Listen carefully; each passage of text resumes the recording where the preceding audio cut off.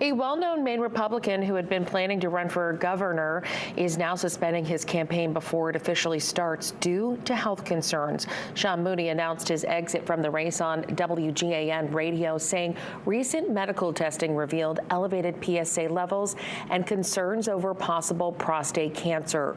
Moody says because the high levels were detected early, he has no concerns about his long-term health, but Moody told the radio station he does not want to commit to a long-term campaign and needs to prioritize his health. Moody was the GOP nominee for governor in 2018. He lost that race to Governor Janet Mills.